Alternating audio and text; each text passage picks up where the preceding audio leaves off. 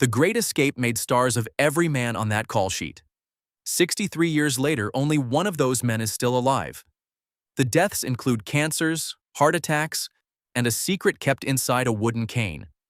Stay until the end for the marriage that began on this set. Steve McQueen was the engine of that film. He played Captain Virgil Hiltz, the Cooler King, the American who threw a baseball against a concrete wall in solitary confinement and refused to break his rhythm for anyone. Every shrug, every half-smile, every refusal to act heroically while doing something heroic. The entire cool of late 20th century leading men begins in that performance. The motorcycle chase was not in the original script. McQueen demanded it. He walked off the production after watching the early rushes, decided his role was too small, and refused to come back until it was rewritten. James Garner and James Coburn pulled him into a room and figured out what he actually wanted. Director John Sturgis, behind schedule because of rain, agreed to add the chase as a concession. He was 33 years old that summer in Bavaria. His wife Neely had given him a gold medallion he wore through the entire shoot.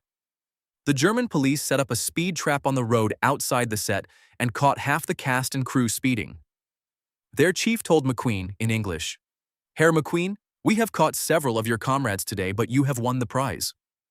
He spent the night in a German jail. What nobody on that production knew, including McQueen himself, was that his lungs already carried the thing that would kill him. As a teenage United States Marine in 1947, he had spent weeks removing asbestos lagging from pipes in the engine room of a troop ship. The fibers lodge themselves and wait. They waited inside him for 33 years. In December of 1979, after a persistent cough that refused to leave him, a biopsy found pleural mesothelioma. There was no cure. He flew to Mexico in July 1980 for unconventional treatment from a man whose only medical license had been for orthodontics. The regimen included coffee enemas, daily injections of fluid containing live cells from cattle and sheep, and $40,000 a month paid in cash. By October, it was clear nothing was working. On the 5th of November 1980, he checked into a clinic in Ciudad Juarez under the name Samuel Shepard. A surgeon named Cesar Santos Vargas removed a 5-pound tumor from his abdomen. McQueen woke up, gave a thumbs up, and said in Spanish, "Lo hice. I did it." 12 hours later, at 3:50 in the morning on the 7th of November, his heart stopped in his sleep. He was 50 years old. His third wife, Barbara, married to him for 10 months, had just left the room to rest. 2 of his children, Terry and Chad, had flown in to be there. Cremation took place in El Paso. His ashes were scattered into the Pacific Ocean. The man who built an entire mythology around fast cars, fast bikes, and the physical freedom to do whatever he wanted with his body died because something he had touched at 17 was already inside him the day filming began. James Garner played the man who could find anything: bedsheets, papers, wire, cameras, food, the easygoing American officer who solved problems by smiling at people until they handed him what he needed. He had actually been a scrounger in real life during the Korean War, where he served with the 24th Infantry Division, was wounded twice, and earned 2 Purple Hearts. The second medal arrived 32 years late, after a David Hartman segment on Good Morning America in 1982 prompted the Army to correct a clerical error. He left home at 14 because his stepmother beat him. Oil fields hired him next. The Merchant Marines took him at 16. By 17, he was in the National Guard. Most actors who survived that kind of beginning developed an edge. Garner came out the other side of it as the gentlest man in any room he walked into. In August of 1956, he met a woman named Lois Clark at a political rally in Los Angeles. They went to dinner every night for 14 nights and married on the 15th day. He spent $77 on the honeymoon and said it nearly broke him. Lois had a daughter from a previous marriage named Kim, recovering from polio. Garner adopted her. The couple had one more daughter together, Greta, in 1958. They stayed married for 58 years.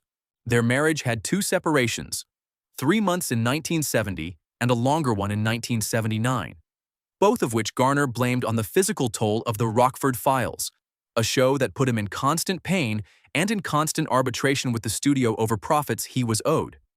He sued Universal and won. By 1988, his health was deteriorating, and he underwent a quintuple bypass. In 2008, he survived a stroke. On the 19th of July 2014, the police were called to his home in Brentwood. He was 86 years old. A massive heart attack had taken him in his living room. His daughter Gigi later said, "He was the type of father that got down on the floor and played with you. The greatest father in the world." Lois died 7 years later, weeks shy of their 63rd anniversary. The boy who left home at 14 to escape a violent woman lived to be loved by another one for nearly 6 decades. Of the 12 principal actors who walked through that camp, only one had actually been a prisoner of war. Donald Pleasence played Colin Blythe, the gentle English forger whose eyes give out at the worst possible moment. The scene where he tells Hendley he cannot escape, and Hendley refuses to leave him, is the emotional center of the film. Pleasence was the only member of that cast who knew, from inside his own body, what it actually felt like to be locked behind that wire. Early in the war, he had registered as a conscientious objector. The Blitz changed his mind. He joined the Royal Air Force as an aircraft wireless operator and gunner with 166 Squadron Bomber Command. In August of 1944, his Lancaster was shot down over Agenville in occupied France. He spent the rest of the war at a German camp called Stalag Luft III, where he produced and acted in plays for his fellow prisoners. When he arrived in Bavaria for filming, he started giving Sturgis historical advice about the camp set. Sturgis politely told him to keep his opinions to himself. Then, another actor mentioned that Pleasence had actually been a real prisoner of war. Sturgis reversed course immediately and asked him to advise on every scene from then on. Pleasence married 4 times. 5 daughters came out of the first 3 marriages. Angela became an actress. The other 4, Jean, Lucy, Polly, and Miranda, built lives outside the industry. His 4th wife, Linda Kentwood, was with him at the end. He had heart valve replacement surgery in December of 1994 and seemed to recover well. His agent, Joy Jameson, spoke to him the night before his death and reported he was, in her words, as fit as a fiddle. On the morning of the 2nd of February 1995, around 6 in the morning, his heart stopped at his home in Saint-Paul-de-Vence in the south of France. He was 75. His ashes were scattered across the grounds of that home. 20 years before he stepped onto that set in Bavaria, the man who played the gentlest prisoner in the camp had woken up inside a real one wearing his own RAF uniform. Sedgwick the manufacturer was the Australian who built things: pumps, tools, bellows, anything the tunnel needed. James Coburn played him with a wide grin and a long, lean frame, all of it deployed in service of a character who quietly invented whatever the digging required.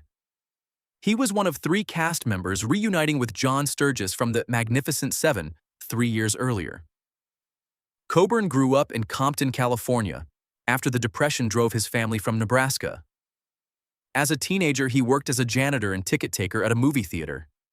He studied acting at Los Angeles City College alongside his lifelong friend Robert Vaughn. Sergio Leone tried to cast him in 2 of the most important westerns ever made, the lead in A Fistful of Dollars and the role that became Henry Fonda's in Once Upon a Time in the West. Coburn asked for too much money both times. Both jobs went elsewhere. In 1979, his body began turning to stone. Severe rheumatoid arthritis twisted his hands and made standing up painful enough to break him into a sweat. For nearly 2 decades, the man who had been one of the coolest leading men of the 60s could barely work. He took voiceover gigs and beer commercials to pay the bills. He told ABC News in 1999, "You start to turn to stone. My hand is twisted now because tendons have shortened." By 1996, at the age of 68, an alternative medicine doctor had put him on a sulfur compound called methylsulfonyl methane that he could buy at any health food store. The pain receded enough for him to act again. 2 years later, at 70, he won the Academy Award for Best Supporting Actor for Affliction. On the morning of the 18th of November 2002, the Daily News ran a piece about how he had overcome his arthritis. That evening, Sitting at home in Beverly Hills with his wife Paula, listening to music together, he had a heart attack. He died in her arms. Paula herself died of cancer 20 months later, at 48. Pain almost ended his career a decade before he was ready for it to end. The Academy finally caught up at 70. His heart stopped in his wife's arms in the middle of a song 2 years after that. If you remember these performances the way the men in them remembered each other, hit the subscribe button before the next entry. The man you are about to meet spoke the most quoted line in the entire film, and his real-life story is the reason he understood it. The most quoted line in The Great Escape does not belong to McQueen or Bronson or Garner. It belongs to a German actor most American viewers cannot name. It looks, after all, as if you will see Berlin before I do. Hannes Messemer played Oberst von Luger, the camp commandant, austere, weary, almost decent in his ruined way. What the cast did not advertise during filming was that Messemer himself had once been a real prisoner of war. The Wehrmacht conscripted him in 1942 and sent him to Stalingrad as punishment for failing to obey orders.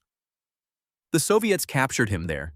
He escaped in 1945 and walked hundreds of miles back to Germany on foot, wounded along the way by Russian rifle fire. When he reached the Western lines, he surrendered to the British, who held him for 2 more years in an interrogation center called the London Cage. By the time he was free, he had spent more time as a POW than most of the men he would later play German officers across from on screen. He fell into acting in 1946 with no formal training. Within a decade, he had won the Film Band in Silver, Germany's top film acting prize, for The Devil Strikes at Night. The Great Escape made him recognizable in Hollywood, but he stayed in Europe and worked steadily on German television and stage for the rest of his career. Messemer was a heavy, lifelong smoker. In the 1980s, throat cancer found him. Surgery saved his life and reduced his voice to a whisper. He could no longer act. His final television appearance came in 1989. On the 2nd of November 1991, in Aachen, his heart gave out. He was 67. His grave is at Westfriedhof II. The German actor cast as the camp commandant of a fictional Allied prison had escaped a real one on foot, wounded, only to be locked in another by his own future allies, and gave the film its most remembered line because he understood the resignation in those words from inside his own life. The cold-eyed mastermind of the escape was a man called Big X. Richard Attenborough played him, squadron leader Roger Bartlett, broken by the Gestapo, walking back into the camp determined to hurt them with the only weapon he had left, which was the act of escaping. Without Bartlett, the audience does not understand what the escape is for. Attenborough gave him a quiet, internal severity that became the moral spine of the entire film. The role brought him into American consciousness for the first time. He was the eldest son of a Cambridge scholar of Anglo-Saxon law, the older brother of nature broadcaster David Attenborough. The family had taken in 2 German Jewish refugee girls during the war and adopted them. He served in the Royal Air Force Film Unit, flying on bombing raids over Europe and sustaining permanent ear damage in training. In 1952, he originated the role of Detective Sergeant Trotter in the first West End production of The Mousetrap, the play that has since become the longest-running production in the world. In January of 1945, he married actress Sheila Sim. They had 3 children, a son named Michael, who became a theater director, and 2 daughters, Jane and Charlotte. Charlotte went into acting. Jane married a man named Michael Holland and had 3 children of her own. On the 26th of December 2004, Jane was on holiday with her family at a beach in Khao Lak, Thailand. She had taken her 15-year-old daughter Lucy with her, plus her mother-in-law Audrey. The Indian Ocean tsunami struck their villa that morning. All 3 women, daughter, granddaughter, mother-in-law, were killed. Jane's son survived uninjured. Her other daughter survived with severe leg injuries. Attenborough read at the National Memorial Service. He later described that Boxing Day as the worst day of my life. He had a stroke in 2008. His health declined steadily after that. In June of 2012, his wife Sheila entered Denville Hall, the actor's retirement home she and Richard had spent decades helping to fund. By March of 2013, Richard had moved into Denville Hall to be with her. He died there on the 24th of August 2014, 5 days short of his 91st birthday. They had been married for 69 years. His ashes were interred at St. Mary Magdalene Church in Richmond, beside Jane and Lucy. Sheila died 18 months later and was placed in the same vault. The four of them lie together now. Years before that resting place was filled, the man who won the Best Picture Oscar for Gandhi in 1983, and publicly insisted afterward that Steven Spielberg's E.T. should have won instead, lost 3 members of his family in 3 minutes on a beach he was not on. He spent the next 10 years learning how to live with that. Tell us in the comments which of these stories hit you hardest. Every reply gets read. David McCallum was 28 years old when he arrived in Bavaria in 1962 to play Lieutenant Commander Eric Ashley Pitt, the planner, the man who decides where every escapee will go after they get out. He had been a child of Glasgow musicians trained on oboe at the Royal Academy of Music and had worked on BBC Radio since he was 12. He brought his wife with him to Germany. Her name was Jill Ireland. They had been married 5 years and had 3 sons together, including a recently adopted boy named Jason. McCallum introduced Jill to one of his co-stars one afternoon during the shoot. The co-star was Charles Bronson. Bronson reportedly turned to him and said, "I am going to marry your wife." He did. The McCallum marriage ended in 1967. Bronson married Jill in 1968. McCallum kept the 3 boys after the divorce. He said years later, "I never hated him. Charlie was always a good friend." That same year his marriage ended, McCallum met a model named Catherine Carpenter and married her in September of 1967. They stayed together for 56 years. Ilya Kuryakin in The Man from UNCLE came next. The Teenage Girls of America made him a star while he raised his 3 sons mostly alone. His adopted son Jason died of a drug overdose in 1989, 6 months before Jill herself died of breast cancer. McCallum once said, "Losing people you love are always the most terrible moments, especially when they are so young." Decades later, he reinvented himself again as Dr. Donald Mallard, Ducky, on NCIS. He played that role for 20 seasons from 2003 to 2023 and was the last surviving original cast member when he died. On the morning of the 25th of September 2023, 6 days after his 90th birthday, he died of natural causes at New York Presbyterian Hospital, surrounded by his family. CBS happened to be airing the NCIS 20th Anniversary Marathon that very day. His son Peter said, "He was the kindest, coolest, most patient and loving father." Catherine, his widow of 56 years, then 79, said only, "I do wish we had had a chance to grow old together." His first marriage was destroyed on the set of The Great Escape. The next one lasted 56 years. He raised 5 children, 3 of them on his own, and at 90 could still conduct a symphony orchestra and perform an autopsy on demand. Danny Walensky was the Polish RAF officer who had dug himself out of 17 camps and yet could not breathe inside the one he was now digging. Charles Bronson played him because the claustrophobia was real. He had grown up the 11th of 15 children of a Lithuanian immigrant coal miner in Ehrenfeld, Pennsylvania, and had gone down into those mines himself as a teenager. Sturgis asked him for technical advice on moving dirt. Bronson knew exactly how it was done. His father died when he was 10. The family was so poor at one point that he was sent to school wearing his sister's dress because there were no other clothes in the house. He served as a tail gunner with the United States Army Air Forces in World War II and was wounded. After the war, he took the GI Bill and trained as an actor. He met Jill Ireland on the set of The Great Escape. She was the wife of his co-star David McCallum, the mother of 3 young boys, and the most beautiful woman he had ever stood next to. He told McCallum what he was going to do. 5 years later, on the 5th of October 1968, he and Jill married. The marriage lasted 22 years and produced 15 films they made together. She once said dryly, "I am in so many Charles Bronson films because no other actress will work with him." In 1984, doctors diagnosed her with breast cancer. She wrote 2 books about her treatment, became a national advocate for the American Cancer Society, and received the Courage Award from President Reagan in person. On the 18th of May 1990, at 54 years old, she died at home in Malibu. Her ashes were given to her husband. Burying them was not an option he could accept. A shelf would not do either. He had a walking cane modified to hold the ashes and carried that cane with him for the next 13 years. A third marriage followed, to an audiobook producer named Kim Weeks, who had recorded Jill's voice for her own books. In 2000, doctors diagnosed him with Alzheimer's. On the 30th of August 2003, at Cedars-Sinai Medical Center in Los Angeles, his lungs gave out. He was 81. He was buried at Brownsville Cemetery in West Windsor, Vermont, and the cane went into the ground with him.